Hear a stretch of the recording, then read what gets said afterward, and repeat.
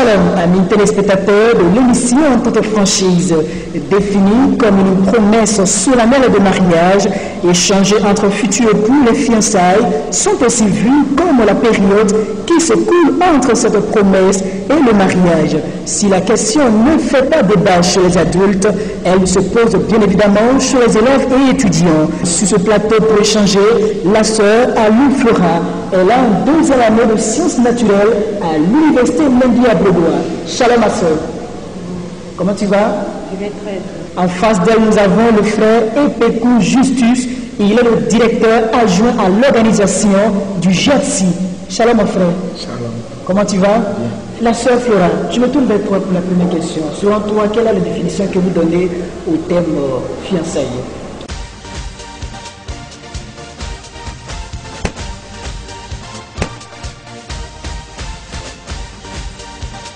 Une période pendant laquelle nous aspirons au mariage, apprendre à se connaître, ayant des limites bien précises selon la vie. D'accord.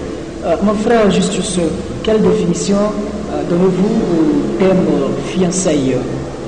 Le thème fiançailles, on peut le définir dans son sens étymologique. C'est un engagement qui est un engagement pris pour se marier. C'est un engagement pris entre deux personnes du sexe opposé, un homme et une femme. Et c'est cette période-là, avant la cérémonie du mariage, qui est appelée les fiançailles. D'accord. Parlons donc de ces fiançailles-là, parlons du cas des élèves et des étudiants. Un étudiant qui est en première année, qui a 18 ans par exemple, et qui, n'est-ce pas, je veux dire, un salaire, il arrive à souvenir à ses besoins. Est-ce qu'il peut penser aux fiançailles dans ces conditions? Non, quelqu'un qui a 18 ans est encore adolescent. Il faut tenir compte que le mariage... Je donne le cas de 20 ans par exemple, mais il est encore sur les bancs en fait. 20 ans. Bon, 20 ans, c'est vrai que la loi autorise, mais la femme, l'adolescence, le mariage, ce sont les adultes qui se marient, ce n'est pas des adolescents qui se marient. Donc, je préférais que la femme, à partir de l'âge de 21 à 22 ans, c'est acceptable pour le fiançailles, sinon que dès l'âge de 18 ans, c'est fiancé, on ne peut pas finir. Et dès qu'on n'a pas encore achevé l'adolescence et puis être dans un foyer, ça c'est un enfant qui est dit qu'un enfant, si je peux bien me le dire. Donc à ce niveau, je ne partage pas la vie que dès l'âge de 18 ans, déjà, on est plus focalisé sur le mariage que les études. Alors, il faut d'abord prioriser les études et après le mariage va suivre. D'accord. Sœur Flora, est-ce qu'il faut attendre définitivement de finir ses études d'abord avant de penser au mariage, aux fiançailles, disons? Bon, je ne pense pas vraiment, parce qu'on peut se fixer des objectifs et puis il y a la réalité aussi qui est là. Et même si on a l'objectif de finir ses études avant de penser aux fiançailles, je pense que si la réalité se présente et qu'on rencontre un jour l'amour, pendant qu'on n'a pas encore fini les études, on peut s'engager et essayer et voir ce que ça va donner, mais tout en se fixant des objectifs. Mais est-ce que cela ne va pas perturber tes études? Il n'est pas encore sur le banc penser aux fiançailles. Est-ce que ça va pas perturber en quelque sorte à certains endroits tes études? Je ne pense pas vraiment, parce qu'avec une certaine organisation, une certaine planification avec mon partenaire, je pense que cela pourra être effectif. Très bien. Mon frère Justus, est-ce qu'on peut parler de planification dans ce sens-là? Il n'est pas encore étudiant, pas encore élève. Déjà, nous prenons le cas des élèves. Est-ce qu'on doit mettre un croix rouge même sur l'idée de fiançailles sur les élèves? Qui dit bien élève, quelqu'un qui n'a même pas encore, qui n'a même pas encore le cursus universitaire. Élève, c'est encore même l'adolescent dans son sens pur. Donc, un élève moi, d'abord, on doit mettre croix, comme tu l'as si bien dit, on doit mettre croix sur un élève qui sert à se fiancer. Parce qu'un élève, il n'a même pas encore le bac, il va se fiancer, c'est pour quoi? Je ne sais pas quel couple veut former. Non, une étude de sa soeur, jusqu'à ce que... Ce n'est pas l'occasion, ce n'est pas le moment à qui il se concentre sur ses études. Parce que son besoin, s'il a en terminale, le premier besoin pour lui, c'est le bac, ce n'est pas une femme. Il a même besoin. On peut comprendre quelqu'un qui vient de valider un BTS, qui a fait un stage, qui a un emploi, qui commence à débuter un emploi, peut songer à comment on appelle, échanger avec une soeur. Mais dès les premières années d'université parce qu'on voit une panoplie de filles et puis bon. Mais en fait, dans certaines assemblées, dans certaines églises, on voit les sœurs qui sont en première, en terminale, on célèbre le mariage. Elles sont adultes, mais elles ont 20 ans, 23 ans, elles sont encore sous les bancs. Non, notre pasteur accepte qu'on célèbre le mariage. Il faut dire que souvent c'est aussi triste et puis déplorable parce que il faut qu'on sache que l'adolescent, je reviens dessus parce que l'âge de l'adolescence finit à partir de 22 ans maximum. Et on rentre dans l'âge de l'adulte. En Côte d'Ivoire, la loi autorise la femme à se marier à 12 ans. Bien sûr, la loi autorise. Mais il faut qu'on tienne compte du plan psychologique de la personne. Le côté psychologique, parce que n'importe qui ne s'engage pas à un mariage. Un mariage, c'est une responsabilité. Et qui dit quelqu'un qui veut aller au mariage, dit quelqu'un qui est responsable. Donc pour moi, quelqu'un qui n'a pas encore l'âge de 21 ans, fini l'adolescence, est-ce que cette personne est capable de gérer un mariage? C'est là aussi la question. Merci mon frère. Ma soeur, parlons de la question que je vais répondre tout à l'heure au frère Justus. La soeur, vraiment c'est un cas pratique. Elle a 19 ans, elle est en terminale. Est-ce qu'elle peut penser aux fiançailles et même au mariage? Son partenaire, le monsieur, le frère veut, n'est-ce pas, passer lui au mariage. Bien entendu, après l'étape des fiançailles. Est-ce que vous-même pensez aux fiançailles étant en terminale et ayant par exemple 19 ans?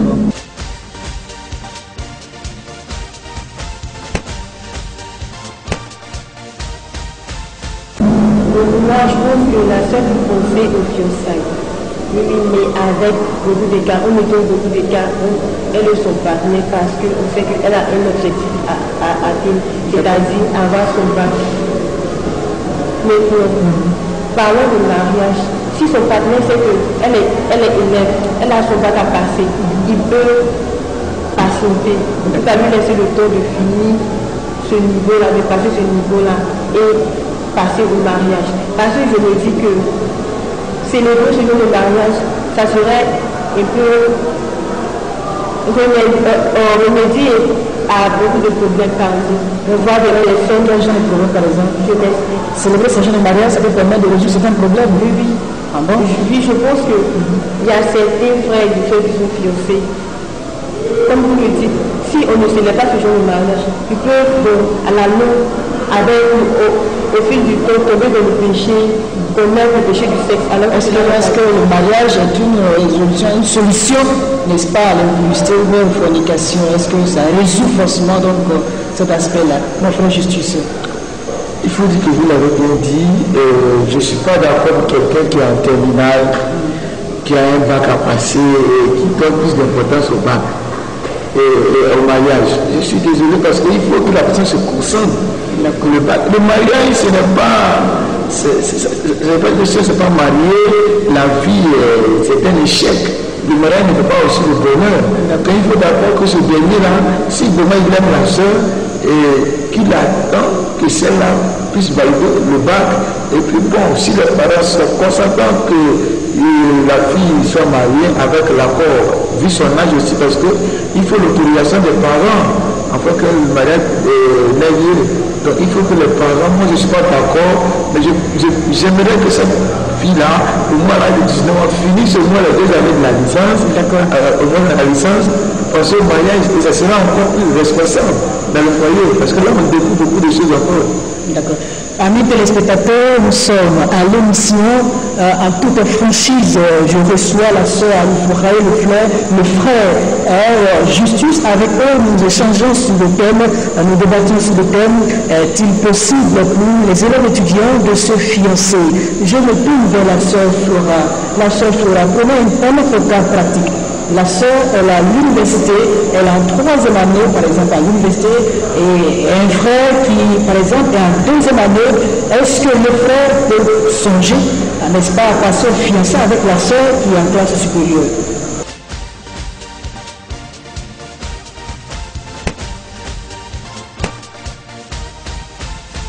Pour moi, c'est possible, mais à condition que la sœur soit d'accord. D'accord. Voilà, la sœur soit d'accord parce que son accord compte vraiment. Si la sœur est d'accord et que le frère veut réellement, cela est possible. Frère Justus. Nous sommes dans le milieu scolaire et aujourd'hui, on vit beaucoup de choses. les mariages à l'école, à l'université. Bon, il faut qu'on fasse attention parce que je me dis que le mariage ne va pas résoudre les problèmes. Donc, qui veut se marier doit penser, regarder les bords avant de s'engager dans un mariage, et être sur les bords et mélanger le mariage. Je me dis que beaucoup échouent. Mais la question que je pose en fait, est-ce qu'une sœur qui est en classe supérieure par rapport à un frère, les deux peuvent penser aux fiançailles, la sœur, la troisième année, le frère ou la première année, est-ce qu'on peut penser dans ce cas aux fiançailles en fait? Il y a certains qui refusent, que vous pensez. À ce niveau, le niveau d'études ne peut pas trop influencer l'amour. Parce qu'on peut voir un gardien marier une patronne. Selon vous? Selon moi. Parce que l'amour a ses raisons. Que la raison ignore. Que la raison ignore, je viens de dire.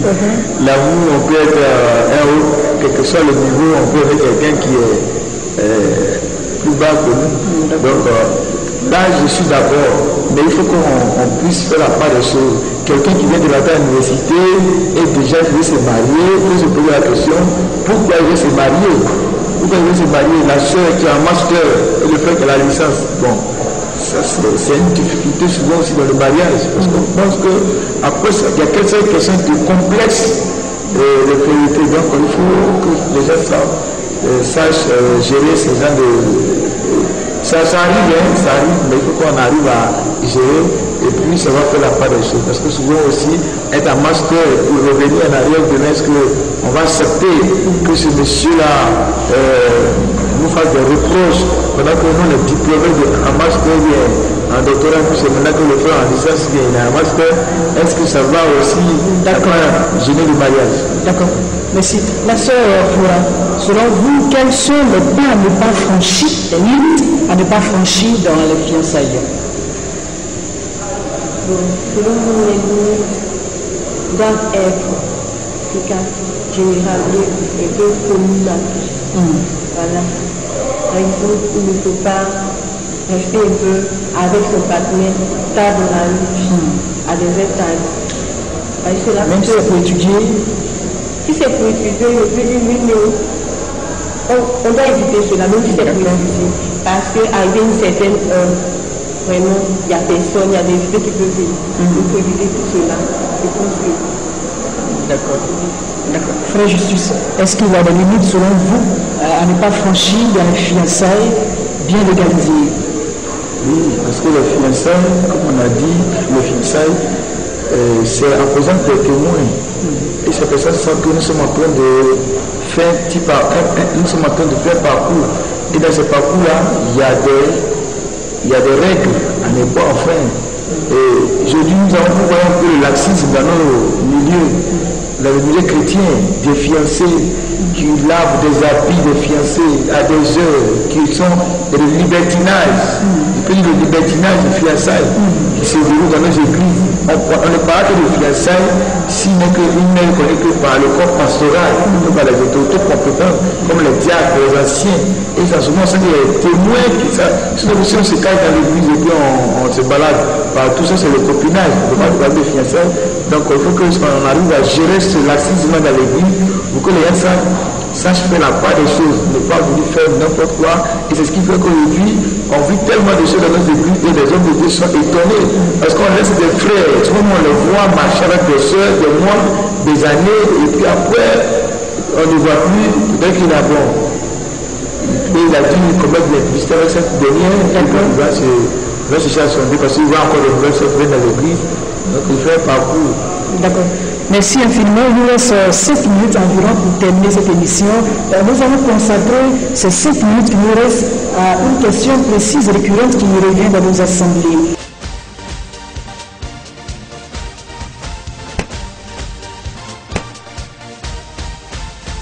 Est-ce qu'il est possible pour une sœur d'une communauté de se fiancer à un frère d'une communauté de se fiancer à notre sœur d'une autre communauté chrétienne, bien sûr, évangélique? Selon moi, il est possible.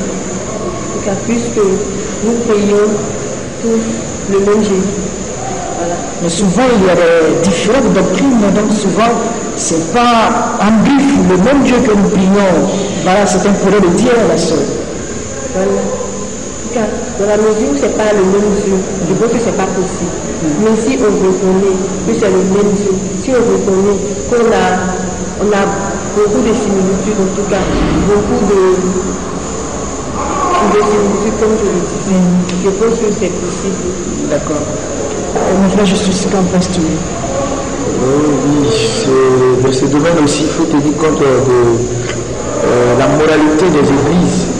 Parce qu'aujourd'hui, parler de Jésus, parce que nous sommes chrétiens, nous sommes évangéliques, et il faut, dans le fiançailles, on peut tout comprendre, hein, parce que connaître quel Dieu réellement adore la sœur, et puis être vigilant, parce qu'aujourd'hui aussi, dans nos milieux chrétiens, dans le milieu chrétien, on voit qu'il y a vraiment des doctrines qui ne sont pas à quelque part. Donc il faut que les gens fassent attention pour ne pas vivre avec une sœur et puis demain dans la maison, il y aura des prières différentes et qui vont gêner vraiment le couple. Donc il faut savoir faire la part des choses. Moi je me dis que si je suis dans une église, il y a pas mal de chances que le Seigneur puisse me bénir que de chercher. Parce que souvent, ce qui nous crée les problèmes, nos désirs nous poussent à aller où on n'a pas. D'accord. Ok, merci. Nous sommes malheureusement quelques minutes donc de cette émission, à la fin de cette émission. La sœur, votre mot de fin, est-ce qu'un élève ou une étudiante peut penser au fiançailles, votre mot de fin? Mon mot de fin, c'est dire que cela est possible. Cela est possible. Mais il faut avoir des objectifs comme de bons objectifs, avoir de bonnes pensées, être de bonne moralité, être sûr que le partenaire que j'ai en face de moi là, partage mes idées, partage les mêmes objectifs que moi. Est-ce possible pour un élève ou bien possible pour un élève et un étudiant? Est-ce que les deux fiançailles pour un élève, fiançailles pour un étudiant, est-ce que c'est possible dans le deux cas en fait? Moi, fiançailles pour un étudiant, c'est possible. Le fiançailles pour un élève, je dirais que c'est pas vraiment, mais il y a des cas qui sont un peu particuliers. D'accord. Donc, un peu hésitante sur l'aspect de l'élève pour vous, on peut tolérer dans certains cas en fait. Frère Justice, votre mot de fin, est-ce qu'un élève, un étudiant peut songer aux fiançailles bien encadrées? Et c'est possible? Pour les élèves, je dirais non. Dans tous les cas de figure. Dans tous les cas de figure. Pour les élèves, dans tous les cas de figure, je dirais non. Comme le disait un de mes formateurs, Dieu ne s'occupe pas de nos désirs, mais Dieu s'occupe de nos besoins. L'élève qui est en train d'examen pour un terminal, son besoin c'est d'avoir le bac et non pas d'aller au mariage. Et pour le cas universitaire, je peux accepter que quelqu'un qui a la licence, une soeur qui a la licence, et un frère qui a. Aujourd'hui, on voit que les élèves, les étudiants à partir de la licence peuvent être professeurs ou bien passer à des concours. Et je termine à plus songer déjà, il faut d'abord prier pendant qu'on est sur le banc, il faut prier même pour les fiançailles. Ce n'est pas parce que les gens se fiancent qu'il faut que moi aussi je m'engage à. Ce n'est pas un engagement comme fortuit, mais c'est un engagement qui se fait en face des personnes. Donc il faut prier pour que Dieu nous conduise. Souvent on se précipite, c'est ce qui fait qu'on a tous sortes de problèmes. Il faut que prier parce que c'est un projet qui doit se faire, c'est une institution divine. Et donc cette institution divine, il faut que vraiment l'homme puisse le faire avec Dieu afin d'aboutir de manière. Mais sinon pour les élèves, je crois qu'ils attendent quand ils vont arriver à l'université, finir soit au moins la licence ou bien. D'accord. Ok, merci infiniment. Amis téléspectateurs, nous avons rencontré le pasteur Kofi Mathias. Il s'est prononcé à notre micro. Suivons ensemble son avis sur la question.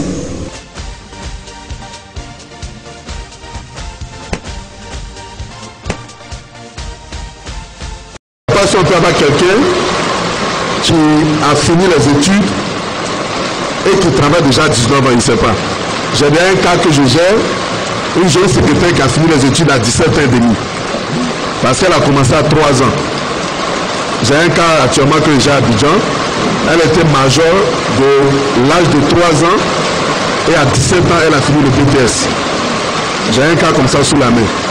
Mais ce que je voudrais conseiller, si vous voulez vous marier, attendez d'être majeur.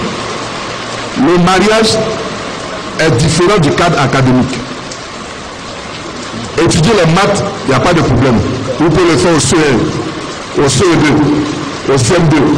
Mais fonder un foyer, c'est différent du cadre académique. Amis téléspectateurs, nous sommes donc à la fin de cette émission. Merci à vous, chers renommés, à Loufora, le frère Justus. Merci d'avoir répondu à notre appel. Nous sommes à la fin de cette émission. Nous débattons autour du thème « Les fiançailles sont-elles possibles pour les élèves et les étudiants ?» Que le Seigneur nous éclaire tous, parce que nous sommes le sel et la lumière de la terre. Nous devons briller afin que les autres prennent exemple sur nous. À la fois prochaine avec un autre thème. Que le Seigneur vous bénisse. Jésus-Christ est merveilleux. Alléluia.